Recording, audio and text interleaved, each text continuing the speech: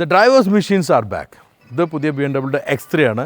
BMW എന്ന് പറയുമ്പോൾ നമ്മൾ മനസ്സിൽ വരാറുള്ള ഒരു അൾട്ടിമേറ്റ് ഡ്രൈവർ മെഷീൻ്റെ ഒരു ഇമേജാണ്. അതാണ് എനിക്ക് ഈ X3 ഓടിച്ചപ്പോൾ കിട്ടിയിട്ടുള്ളത്. പുതിയ X3ൻ്റെ മീഡിയ ഡ്രൈവ് നടന്ന സമയത്ത് ഞാൻ ഉണ്ടായിരുന്നില്ല. അപ്പോൾ BMW ഇവിടെ കേരളത്തിൽ വണ്ടി എത്തിയപ്പോൾ തന്നെ എനിക്ക് അയച്ചു തന്നു. ഞാൻ കൊച്ചിയിൽ പോയി എടുത്ത് കോഴിക്കോട് വരെ ഡ്രൈവ് ചെയ്ത് വന്നിട്ടുണ്ട്. ഒരുപാട് കാര്യങ്ങൾ പറയാനുണ്ട്. ഇതെല്ലാം നമുക്ക് നോക്കാം. All my flywheelers, welcome to Flywheel. BMW X3 follow ചെയ്യുന്ന സെഗ്മെൻറ്റിൽ ഒരു മെയിൻ കോമ്പറ്റീഷൻ നിൽക്കുന്നത് മെർസിഡീസിൻ്റെ GLC ആണ്. GLCനെ കമ്പയർ ചെയ്യുമ്പം വളരെ പുതിയൊരു വണ്ടിയാണ് X3. X3ൻ്റെ ഒരു പ്രത്യേകത എന്ന് പറഞ്ഞാൽ X3 പുതിയ ഡിസൈൻ ലാംഗ്വേജിൽ വന്നിട്ടുള്ളതാണ്. വിയേർഡ്നെസ് ഭംഗിയായി മാറുന്നതാണ് എനിക്ക് ഈ ഡിസൈനെ കുറിച്ച് തോന്നിയിട്ടുള്ളത്. അതിന് പുറമെ നമ്മൾ BMW എക്സ്പെക്റ്റ് ചെയ്യുന്ന കുറേ കാര്യങ്ങളുണ്ടായിരുന്നു. ഒന്ന് മെയിൻലി നമുക്ക് ഡ്രൈവിംഗ് പ്ലഷർ കിട്ടുന്നതാണ്, അത് വന്നിട്ടുണ്ട്. അതിന് പുറമെ അവർക്ക് മിസ്സായ കുറച്ച് എലമെൻ്റ് ഉണ്ടായിരുന്നതിൽ കുറച്ച് ബിൽഡ് ക്വാളിറ്റിയും ഫിറ്റ് ആൻഡ് ഫിനിഷും അതേപോലെ തന്നെ ആ ഒരു അറ്റ്മോസ്ഫിയറും എർഗണോമിക്സും അല്ലായിരുന്നു. ഇതെല്ലാം തിരിച്ചു വന്നതായിട്ടാണ് എനിക്ക് ഫീൽ ചെയ്തത്. അതിൻ്റെ അഡീഷനായിട്ട് കംഫർട്ടും വന്നിട്ടുണ്ട്. ഇതെല്ലാം നമുക്ക് X3 നോക്കാനുള്ളത്. ഫസ്റ്റ് ഓഫ് ഓൾ ഡിസൈനെ കുറിച്ച് പറയാം. ഡിസൈൻ BMW വളരെ ഡിഫറെൻ്റ് ആയിട്ടാണ് ഇപ്പം ചെയ്തു വരുന്നത്. നയോ ക്ലാസ് എന്ന് പറഞ്ഞിട്ടുള്ള ഒരു മോഡലിലൂടെയാണ് പുതിയ BMW ഡിസൈൻ ഐഡൻറ്റിറ്റി വരാൻ പോകുന്നത് റിവീൽ ചെയ്തിട്ടുള്ളത്. ഇപ്പോൾ നയോ ക്ലാസ് ഒരു സിഡാനായിരുന്നു, പിന്നെ അതിൻ്റെ ശേഷം iX3 വന്നിട്ടുണ്ട്. പക്ഷേ iX3 പോലെയല്ല X3 ഉള്ളത്. എന്നാലും കുറേ എലമെൻറ്റ്സ് അതിനെല്ലാം കാണാം. എന്തായാലും നോക്കാം. നിങ്ങൾക്ക് എന്താണ് ഈ ഒരു ഡിസൈനിൽ അഭിപ്രായം വരുന്നതെന്നുള്ള കമൻറ്റിൽ പറയണം. ഞാൻ എൻ്റെ അഭിപ്രായങ്ങൾ ഷെയർ ചെയ്യും.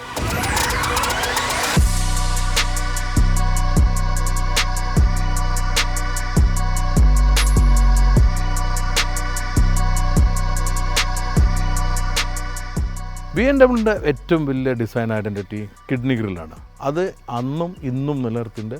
അതിൻ്റെ വലുപ്പ വ്യത്യാസങ്ങളും ഷേപ്പിലല്ലാണ്ട് മാറ്റം വന്നിരുന്നത്. നമ്മൾ കഴിഞ്ഞ കുറച്ചായിട്ട് വലുപ്പം കൂടുന്ന കണ്ടു. പക്ഷേ ഇതൊരു ഒപ്റ്റിമം സൈസായിട്ടുള്ളൊരു വലുപ്പമായിട്ട് എനിക്ക് തോന്നിയിട്ടുള്ളത്. ഒരു പ്രസൻസ് നൽകുന്നുണ്ട്, എന്നാൽ ഓവറായിട്ടും ഇല്ല.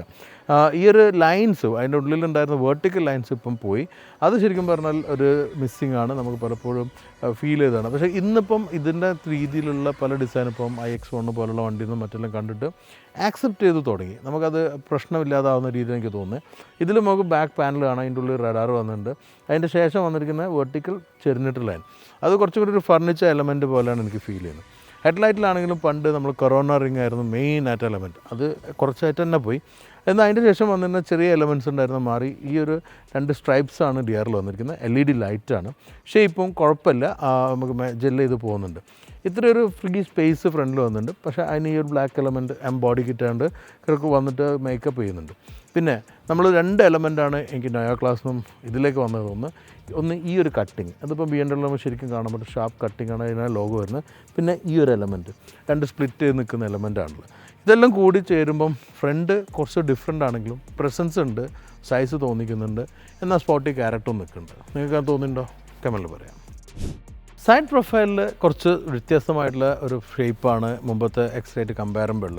പക്ഷേ കുറച്ച് BMW എലമെൻറ്റ് കാണാം. ഒന്നിൽ ഈ ഒരു വീൽ ആർച്ചാണ്. വീൽ ആർച്ച് ശരിക്കും ഫ്ലാറ്റായിട്ടാണ് BMW കൊടുക്കാറുള്ളത്. താഴേക്ക് വരുമ്പോൾ കുറച്ചുകൂടി ടാഷ് ഷേപ്പ് നിലനിർത്തും. എന്നാൽ സാധാരണ കാറുകളിൽ ഫുള്ള് റൗണ്ടാണ് കൊടുക്കുക. കാരണം ആ ഒരു കാർ എലമെൻറ്റും ഇത് SUV എലമെൻറ്റും വ്യത്യാസമുള്ളത്.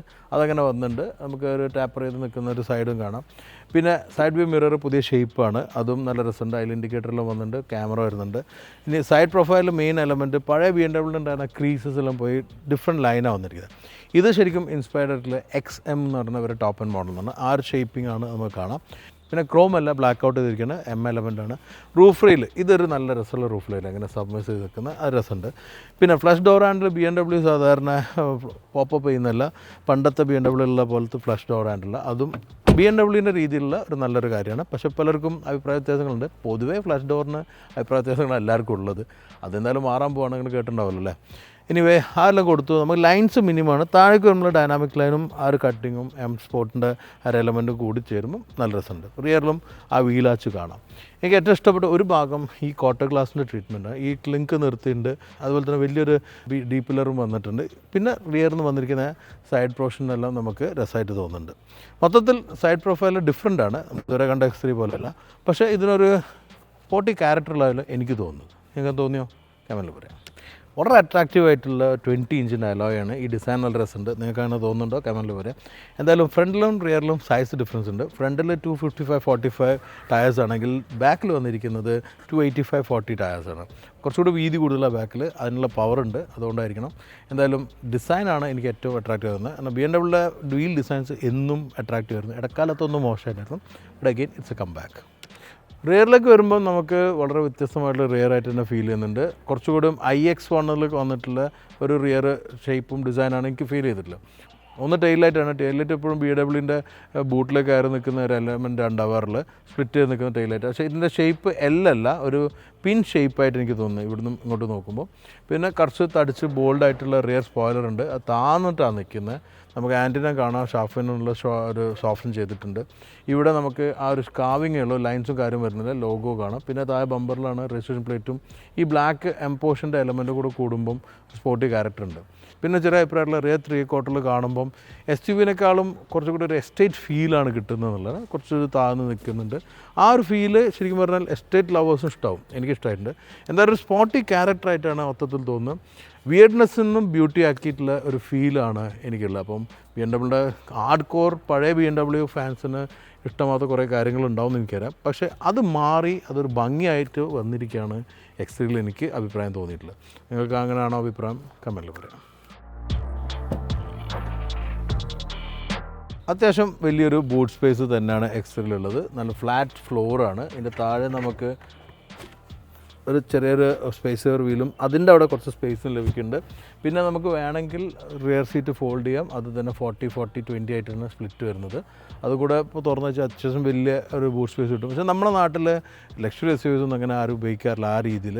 മറ്റേ പുറത്ത് യൂറോപ്പിലങ്ങനെ സാധനങ്ങളെല്ലാം വാങ്ങി DIY നടക്കുന്ന സ്ഥലമുണ്ട്, കുറേ എക്യുപ്മെൻറ്റ്സ് എല്ലാം വാങ്ങി കൊണ്ടുപോകാറുണ്ട്. പക്ഷേ ഇവിടെ നമ്മൾ കാര്യമായിട്ട് ഉപയോഗിക്കുന്ന ബൂട്ട് സ്പേസ് ഇത്ര തന്നെയുള്ളൂ. അതിൽ ലഗേജ് വയ്ക്കുക എന്നുള്ളതാണ്. അതിനുള്ള സ്പേസ് ഉണ്ട്.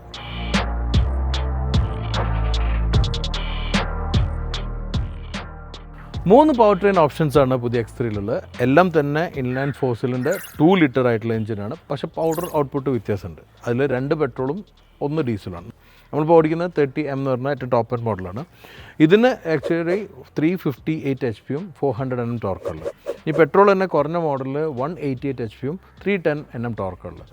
ഡീസലാണ് 197 HP-യും 400 Nm ടോർക്കുള്ളത്. ഇതെല്ലാം തന്നെ ZF-ൻ്റെ 8 സ്പീഡ് ഗിയർ ബോക്സിലാണ് കണക്ട് ചെയ്തത്. BMW-ൻ്റെ 4-വീലർ സിസ്റ്റമായിട്ടുള്ള X-Drive-ഉം ഇതിൻ്റെ കൂടെ ആപ്ലിക്കബിളാണ്.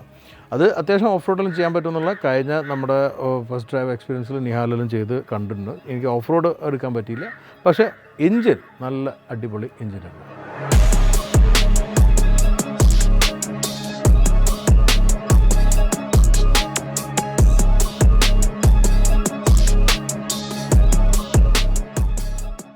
BMW ഇൻറ്റീരിയറുകൾ ഭയങ്കരമായിട്ട് മാറി വരുന്നുണ്ട്.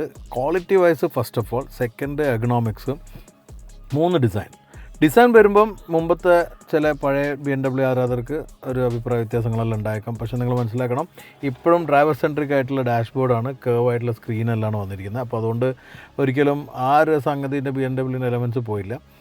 iX എന്ന് പറഞ്ഞ മോഡലിനും ഇൻട്രൊഡ്യൂസ് ചെയ്ത് വന്നിട്ടുള്ള ആ ഇൻറ്റീരിയറാണ് നമ്മളിപ്പം എല്ലാ BMWയിലും കാണുന്നത്. എനിക്ക് ഭയങ്കര ഇഷ്ടമായി. ക്വാളിറ്റി വൈസും അതുപോലെ തന്നെ ഫിറ്റ് ആൻഡ് ഫിനിഷും എർഗണോമിക്സും ശരിക്കും ആ BMW ആ ഒരു ഫീല് കിട്ടുന്നുണ്ട്. ഇതിൽ ഉപയോഗിച്ചിരിക്കുന്ന വെഗാൻസ എന്ന് പറഞ്ഞിട്ടുള്ള വേഗൻ ലെതറാണ്. നിങ്ങൾ വേഗനാണോ? വേഗൻ തന്നെ പല വെറൈറ്റി ഉള്ളതുമായിട്ട് എനിക്ക് തോന്നിയിട്ടുണ്ട്. എന്താ റിയൽ വേഗൻ എന്നുള്ളത് ശരിക്കും പറഞ്ഞാൽ നേച്ചറിനെ തട്ടാത്ത രീതിയിൽ ഇതാക്കേണ്ട കാര്യങ്ങളാണ് പറയാറുള്ളത്. പക്ഷേ മുട്ട തിന്ന വേഗൻസ് ഉണ്ട്, പാൽ കുടിക്കുന്ന വേഗൻസ് ഉണ്ട്, പല രീതിയിലുള്ള വേഗൻസ് ഉണ്ട്. ഇത് നാച്ചുറലി ഇവർ പ്ലാസ്റ്റിക്സ് എല്ലാം കളക്ട് ചെയ്ത് റീസൈക്കിൾ ചെയ്തിട്ടുള്ള ബയോഡിഗ്രേഡബിൾ മെറ്റീരിയൽസ് ഉപയോഗിച്ചിട്ടുള്ള വേഗനാണ്. എന്തായാലും ഇവരെ സംബന്ധിച്ചിടത്തോളം നാച്ചുറലി വരുന്ന വേസ്റ്റ്, അതായത് പ്ലാസ്റ്റിക് റീസൈക്കിൾ ചെയ്തത് ബയോഡിഗ്രേഡബിൾ അല്ലാത്ത ഒരു മെറ്റീരിയലാണ് ഈ വേഗൻ ലെതർ, വെഗാൻസ എന്ന് പറഞ്ഞത്.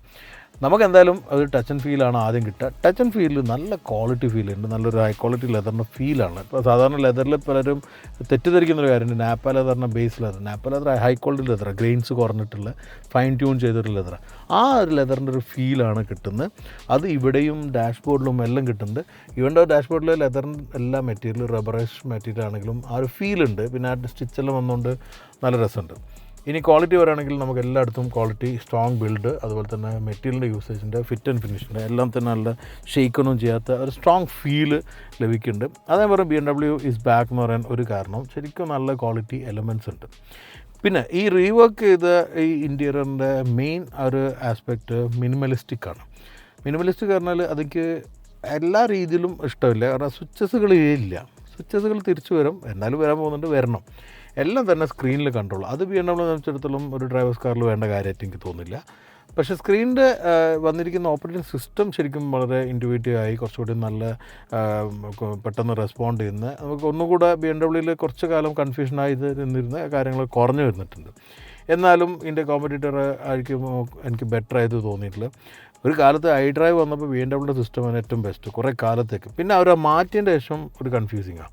പക്ഷേ ഇപ്പോൾ ക്വാളിറ്റിയും ഗ്രാഫിക്സും എല്ലാം നല്ല ഇമ്പ്രൂവ് ചെയ്തിട്ട് ഫീലുണ്ട്. പിന്നെ എനിക്ക് ഭയങ്കര ഇഷ്ടപ്പെട്ട ഒരു എലമെൻറ്റ് ഈ സൈഡിലേക്ക് നിൽക്കുന്ന ഒരു കാര്യമാണ്, ഡോർ പാഡിലേക്ക് നിൽക്കുന്ന ഒരു പോർഷൻ. അതിൽ വന്നിരിക്കുന്ന ഈ ഒരു ഗ്ലാസും അതിവിടെ എല്ലാം വന്നിരിക്കുന്ന ആംബിയൻ ലൈറ്റിങ്ങോടുകൂടി വരുന്നത്. അതിന് പുറമെ ഇവിടെ ഈ ഡോർ ഹാൻഡിലിൻ്റെ മുന്നിലും എയർ വെൻറ്റിൻ്റെ സൈഡിലായിട്ട് ഒരു പോർഷൻ ഉണ്ട്. അത് നമുക്ക് എയർ ഫ്ലോ കൺട്രോൾ ചെയ്യാം, അൺലോക്ക് ലോക്ക് ബട്ടൺ, അല്ല ടച്ചിലാട്ടോ. അതുപോലെ തന്നെ സീറ്റ് മെമ്മറി. എന്നാൽ ഇത് ഡോർ തുറന്നു കഴിഞ്ഞാൽ കാണാൻ പറ്റും ഈ ഡാഷ്ബോർഡിൻ്റെ മേലെയാണ് എയർ വെൻറ്റ് നിൽക്കുന്നത്, പക്ഷേ ബാക്കിയുള്ള ഡോർ പാഡിൻ്റെ മേലെ. ശരിക്കും പറഞ്ഞാൽ സൊഫിസ്റ്റിക്കേറ്റഡ് ആണ്, പക്ഷേ കാണുമ്പോൾ രസമുണ്ട്. പിന്നെ സ്റ്റിയറിംഗ് വീലാണെങ്കിലും ആദ്യം BMW റീസെൻ്റ്ലി കണ്ടുവന്നിട്ട് ചെറിയ ഹബ്ബായിട്ടുള്ള സ്റ്റിയറിംഗ് ആണ്. ഒരു ഡി ഷേപ്പ് ആണെങ്കിലും ഒരു പ്രത്യേക ഷേപ്പുള്ള സ്പോട്ട് ചെയ്താണ്. പിന്നെ നമുക്ക് പാഡൽ ഷിഫ്റ്റേഴ്സ് വരുന്നുണ്ട്, അതിലൊന്ന് ബൂസ്റ്റുമാണ്. പിന്നെ ലൈറ്റിനായിട്ട് വേറെ സ്വിച്ചോ കൺട്രോൾസ് ഒന്നുമില്ല, എല്ലാം തന്നെ ഈ സ്റ്റാക്കിൽ കൊണ്ടുവന്നിട്ടുണ്ട്, പഴയ BMW പോലെ ആയിട്ടുണ്ട്. പക്ഷേ ലൈറ്റിനെ കുറിച്ച് പറയുമ്പം നമുക്ക് ഹൈ ബീമിൽ നല്ല ത്രോ എല്ലാം ഉണ്ടെങ്കിലും ഒരു ഡെപ്ത് ഇല്ലാത്ത ഫീലുണ്ട്. അത് എനിക്ക് ഇന്നലെ രാത്രി ഓടിച്ചപ്പോൾ ശരിക്കും മനസ്സിലായിട്ടുണ്ട്. പിന്നെ ഇവിടെ നമുക്ക് ചാർജിങ് ഉണ്ട്, ഇൻഡക്ഷൻ ചാർജിങ്, 2 കപ്പ് ഹോൾഡർ ഉണ്ട്. ഇത് ക്ലോസ് ചെയ്യാതെ ഓപ്പണായി നിൽക്കുന്ന രീതിയിലുള്ള ഒരു കണക്കിന് രസമാണ്. പക്ഷേ പൊടിയൊന്ന് പിടിച്ച് നിർത്തിയൊക്കെ വെച്ചില്ലെങ്കിൽ ഭയങ്കര ഓക്കോടാണ്, കാരണം അതിൻ്റെ ഉള്ളിൽ ഫുള്ള് ഗ്രൂസാണ്. സീറ്റിനെ കുറിച്ച് പറഞ്ഞു, ലെതറിനെ കുറിച്ച്. പക്ഷേ സീറ്റിൻ്റെ ഒരു ഡിസൈനും സപ്പോർട്ടും കൂളിങ്ങും അടിപൊളിയാണ്. അതുപോലെ സീറ്റിൻ്റെ കംഫർട്ടും നല്ലോണമുണ്ട്. സാധാരണ BMW കാണുന്ന ഒരു ഹാർഡ്നെസ് കുറഞ്ഞിട്ടുണ്ട്, കുറച്ച് സോഫ്റ്റ് ആയിട്ടുണ്ട്. നല്ല സൈഡ് ബോക്സസ് ഉണ്ട്. 1 സിംഗിൾ പീസ് ആയിട്ടുള്ള ബാക്ക് ആണെങ്കിലും ഹെഡ്രസ്റ്റിൻ്റെ സപ്പോർട്ടെല്ലാം നല്ലതാണ്. പക്ഷേ ശരിക്കും പറഞ്ഞാൽ നല്ല കംഫർട്ടബിൾ ആയിട്ടുള്ള സീറ്റ് തന്നെയാണ് ഫ്രണ്ടിൽ വന്നിരിക്കുന്നത്. അപ്പോൾ ഓൾ ടുഗദർ നല്ലൊരു മാറ്റം ഏതായാലും നമുക്ക് X3 കാണാം, പ്രത്യേകിച്ച് ലാസ്റ്റ് X3 നോക്കുമ്പോൾ പറയുമ്പം.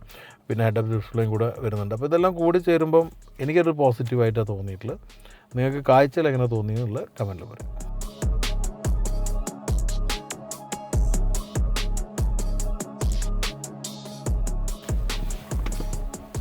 ഇൻഗ്രസും എഗ്രസും എല്ലാം നല്ലോണം പറ്റുന്നുണ്ട്. നല്ലൊരു കംഫർട്ടബിളി കയറാൻ ഇറങ്ങാൻ പറ്റുന്ന രീതിയിലുള്ള അത്യാവശ്യം വലിയ ഡോറാണ്. കയറി കഴിഞ്ഞാൽ ഇതിപ്പം എൻ്റെ ഡ്രൈവിംഗ് പൊസിഷനും ഇത് കുറേ കൂടെ ഹൈറ്റുള്ള ആൾക്കാരുടെ ഡ്രൈവിംഗ് പൊസിഷനാണുള്ളത്. എന്നിട്ടും ഇത്രയും നീ റൂമുണ്ട്, നല്ല ഹെഡ് റൂമുണ്ട്. പിന്നെ അതുപോലെ വലിയ പാനോറമിക് സൺ റൂഫാണ്, അതും തന്നെ ടിൻഡ് ചെയ്തിട്ടുണ്ട്. പിന്നെ തായ് സപ്പോർട്ട് ഒരു വിരലിൻ്റെ കുറവുള്ളൂ. പിന്നെ സീറ്റിൻ്റെ അടിയിൽ അത്യാവശ്യം സ്പേസ് ഉള്ളതുകൊണ്ട് നമുക്ക് കാല് നീട്ടി വയ്ക്കാം. ഇവിടെ ട്രാൻസ്മിഷൻ ടണലുണ്ട്, ഇവിടെ AC വെൻറ്റ് ഉണ്ട്, അതിൻ്റെ കൺട്രോൾ ഉണ്ട്, 2 USB ചാർജർ ഉണ്ട്. ഫോൾഡ് ചെയ്ത് വെച്ച് കഴിഞ്ഞാൽ ഹാൻഡ് റെസ്റ്റ് ഉണ്ട്, അതിൽ തന്നെ കപ്പ് ഹോൾഡർ വരുന്നുണ്ട്. 2 പേർക്ക് സുഖസുന്ദരമായിട്ട് ഇരിക്കാൻ പറ്റും. പിന്നെ ഒരു കുട്ടിയും. പിന്നെ ട്രാൻസ്മിഷൻ ടണൽ കുറച്ച് വലുതാണ്. പിന്നെ ഈ സൺ ബ്ലൈൻഡാണ്, അത് മാനുവലി ഓപ്പറേറ്റ് ചെയ്യണം. ഇതാണ് ചാലഞ്ച്. കുറച്ച് സ്പ്രിങ് ആക്ഷൻ സ്ട്രോങ് ആണ്, അപ്പോൾ അത്യാവശ്യം പവർ എടുത്തിട്ട് ഇടണം. ഇട്ട് കഴിഞ്ഞാൽ നല്ല ഒരു പ്രൈവസി കിട്ടുന്നുണ്ട്. പക്ഷേ ഡി പില്ലറിന് സൺ ബ്ലൈൻഡ് ഇല്ല. അപ്പോൾ അതുകൊണ്ട് ചിലപ്പം നമ്മളിങ്ങനെ ചാരിരുന്നെല്ലാം പോകുമ്പം ബാക്കിൽ ലൈറ്റിൻ്റെ എഫക്റ്റ് കിട്ടും. പിന്നെ ഞാൻ നേരത്തെ പറഞ്ഞ പോലെ സീറ്റ് നമുക്ക് സ്പ്ലിറ്റ് ചെയ്യാൻ പറ്റും, ആ ഒരു ഓപ്ഷനുണ്ട്. എനിവേ നല്ല കംഫർട്ടബിളാണ് ബാക്കിലിരിക്കാൻ. ഹൈറ്റും ഉണ്ട്, കുറച്ച് തിയേറ്ററിക്കൽ ഫീലാണ്, സ്പേസും ഉണ്ട്. ഈ പറഞ്ഞ ക്ലോസ്ട്രോഫോബിക് ഫീലും തീരെയില്ല.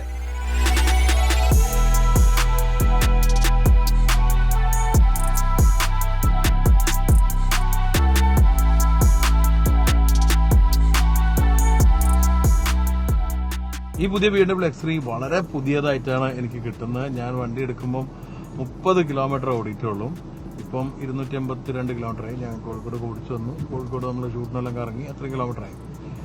അപ്പോൾ ആ ഫ്രഷ് ഫീല്, പുതിയൊരു വണ്ടി എടുത്ത് വരുന്ന പോലെ ഫീൽ തന്നെയായിരുന്നു. അത് ഒരു അടിപൊളി ഫീലാണ്. എന്നാലും ഈ ഡ്രൈവ് എനിക്ക് വളരെ ഉപകാരപ്പെട്ടു. ശരിക്കും വണ്ടി വിലയിരുത്താൻ പറ്റിയിട്ടുണ്ട്.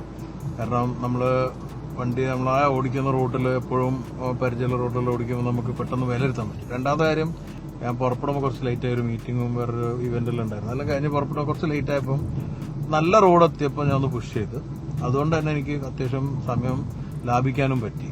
അപ്പോൾ ആ ഗുണം ശരിക്കും ഞാനതിൽ ആസ്വദിച്ചിട്ടുണ്ട്, ആ ഡ്രൈവ്. കാരണം അത്യാവശ്യം പുഷ് ചെയ്ത് റോഡ് നമുക്ക് പുതിയ റോഡിന് അറിയാം, നല്ല രീതിയിൽ ഉണ്ടാക്കിയുള്ള റോഡാണ്.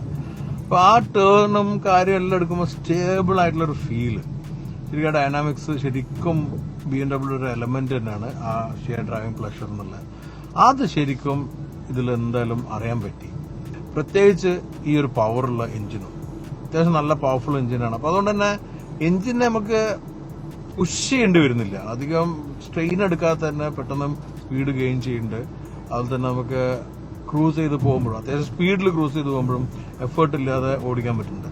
അത് ശരിക്കും എഫിഷ്യൻസിക്ക് ഗുണം ചെയ്യും. എന്തായാലും എൻ്റെ അഭിപ്രായത്തിലൊരു ഹൈവേയിലെല്ലാം 12 കിട്ടിയിട്ടുണ്ടാവും. ഞാനത് മിക്സ് കണ്ടീഷനിലാണ്ട് ഞാൻ ശരിക്കും നോക്കിയില്ല. എന്നാലും നമുക്ക് മനസ്സിലാക്കുന്നതിൽ 10ന്റെ മേലെ എന്തായാലും മൈലേജ് കിട്ടി. അപ്പോൾ ഈ ഒരു പെർഫോമൻസ് വെച്ചിട്ട് 10ന് മേലെ മൈലേജ് കിട്ടുമ്പോൾ അതൊരു നല്ലൊരു കാര്യം തന്നെയാണ്. പിന്നെ പെർഫോമൻസിനെ കുറിച്ച് പറയുമ്പം നമുക്ക് പെർഫോമൻസ് ചവിട്ടി പിടിച്ച് ഓടിക്കാം, പക്ഷെ സ്പീഡ് ഗെയിൻ ചെയ്തിട്ട് സോഫ്റ്റ് ഫുട്ടഡ് ആയിട്ട് ഓടിക്കാം. അങ്ങനെ ഓടിക്കുമ്പോഴാണ് മൈലേജ് കിട്ടുക. വെറുതെ ഇങ്ങനെ നമ്മൾ ഫുൾ ചവിട്ടി പിടിച്ച് ഓടിക്കുമ്പോൾ ഒരിക്കലും ആ ഒരു മൈലേജ് ലഭിക്കില്ല. പിന്നെ ഗിയർ ബോക്സ് ആണെങ്കിലും അൾട്രാ റിഫൈൻഡ് ആണ്, തീരെ ഗിയർ മാറുന്നതൊന്നും അറിയുന്നില്ല. നമ്മൾ മാനുവലി ഉപയോഗിക്കുമ്പോൾ ശരിക്കും അത് ക്വിക്കായിട്ട് മാറുന്നുണ്ട്.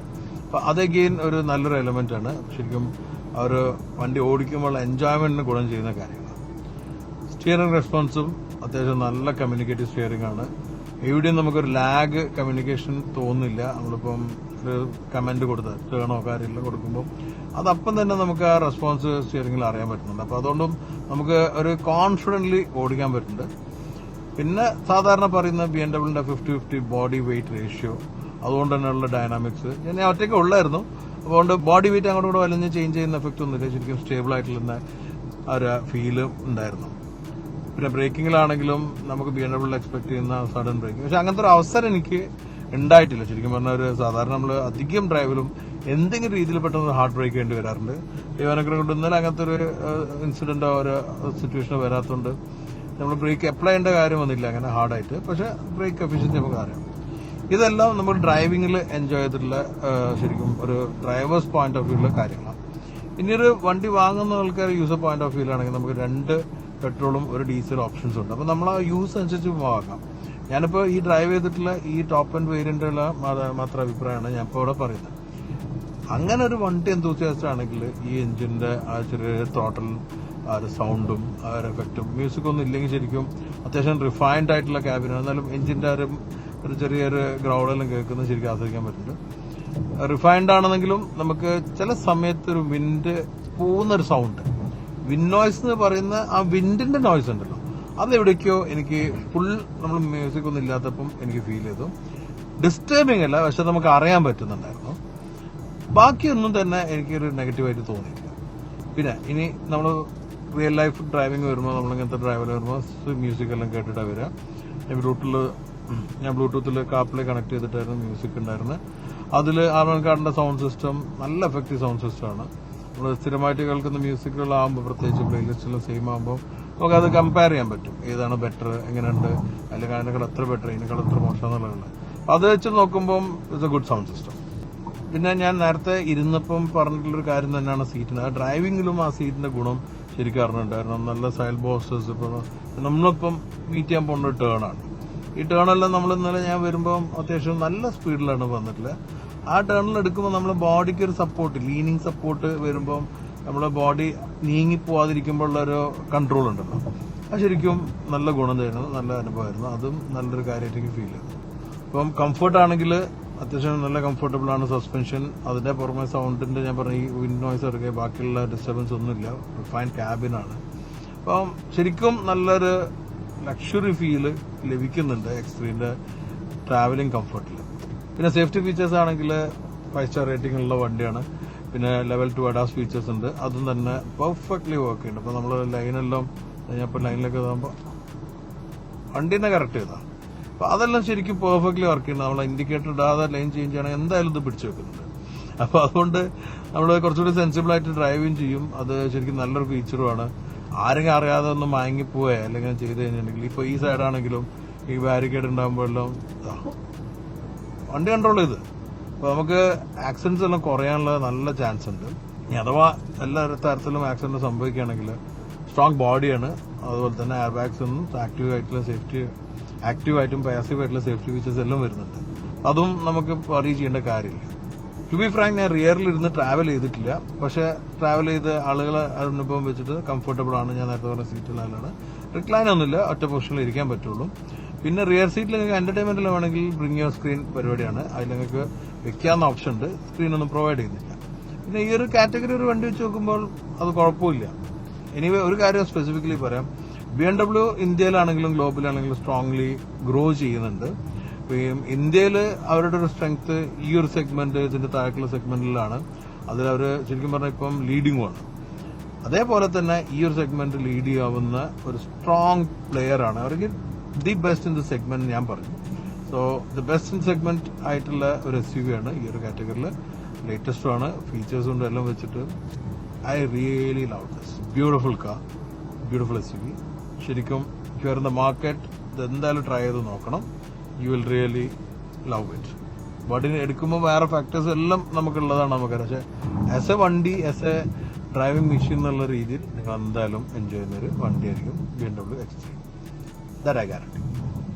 സോ BMW X3 ഇറങ്ങിയ സമയത്ത് നല്ലൊരു മീഡിയ ഡ്രൈവർ ആംബിവലിൽ വെച്ച് നടത്തിയിട്ടുണ്ടായിരുന്നു. ഞാൻ നമ്മുടെ മിഡിൽ ഈസ്റ്റ് കണ്ടന്റ് ചെയ്യാൻ ദുബായിലായിരുന്നു, റൈവൽ ഇന്റർനാഷണലിൽ. ആ സമയത്ത് കുറെ കാര്യങ്ങൾ ഞാൻ അവിടെ അറേഞ്ച് ചെയ്തുകൊണ്ട് ഇതെനിക്ക് ഇവിടെ മിസ്സാവേണ്ടി വന്നു. BMW is A very good supporting company. കേരളത്തിൽ ഒരു ഡെമോ കാർ വന്നപ്പോൾ തന്നെ അവർ പറഞ്ഞു വണ്ടി വന്നിട്ട് യു ക്യാൻ പിക്ക് ഇറ്റ്. അതുകൊണ്ട് ഞാൻ 30 കിലോമീറ്ററിനാണ് എടുത്തു പറയാറ്. പുതിയ വണ്ടി തന്നെയായിരുന്നു. And thank you EVM for getting the car. നല്ലൊരു എക്സ്പീരിയൻസ് ആണ്. I really enjoyed it. നിങ്ങൾക്ക് എന്താണ് പുതിയ BMW X3 കുറിച്ചിട്ടുള്ള അഭിപ്രായം പറയാം. നമ്മളെ റീൽസിലും അതുപോലെ തന്നെ നിഹാൽ ചെയ്ത കണ്ടന്റിൽ നമുക്ക് ഇതിന്റെ ഓഫ് റോഡും കാര്യങ്ങളും കാണാൻ പറ്റും. ഞാൻ അതൊന്നും ചെയ്തിട്ടില്ല. First of all new vehicle, പിന്നെ എൻ്റെ ഒരു സാഹചര്യവും ഇല്ല. അപ്പോൾ അതുകൊണ്ട് നമ്മൾ ആ എക്സ്പീരിയൻസിൽ നമുക്ക് നിഹാലിന്റെ റീലിൽ കാണാം. വീഡിയോ നിങ്ങൾക്ക് ഇഷ്ടപ്പെട്ടാൽ എന്തായാലും ലൈക്ക് ചെയ്യും, അതുപോലെ തന്നെ ഫ്രണ്ട്സിനെ കാണാൻ വേണ്ടി ഷെയറും ചെയ്യുക. നമ്മുടെ ചാനൽ ഇനിയും സബ്സ്ക്രൈബ് ചെയ്യാനുണ്ടെങ്കിൽ സബ്സ്ക്രൈബ് ചെയ്ത് ആ ബെൽ ബട്ടൺ ക്ലിക്ക് ചെയ്താൽ നിങ്ങൾക്ക് ലേറ്റസ്റ്റ് അപ്ഡേറ്റും അതുപോലെ തന്നെ പുതിയ വീഡിയോസിലും കാണാൻ പറ്റും. ഇതെല്ലാം നിങ്ങൾ നമുക്ക് തരുന്ന സപ്പോർട്ട്. അങ്ങനെ സപ്പോർട്ട് വന്നു കഴിഞ്ഞാൽ ഞാൻ ഇതേപോലെയുള്ള ഇനിയും പുതിയ വണ്ടികൾ ലേറ്റസ്റ്റ് ആയിട്ട് തന്നെ കൊണ്ടുവരും. അടുത്തൊരു പുതിയ വണ്ടി എക്സ്പീരിയൻസ് ആയിട്ട് കാണുന്നത്. Stay safe and enjoy video.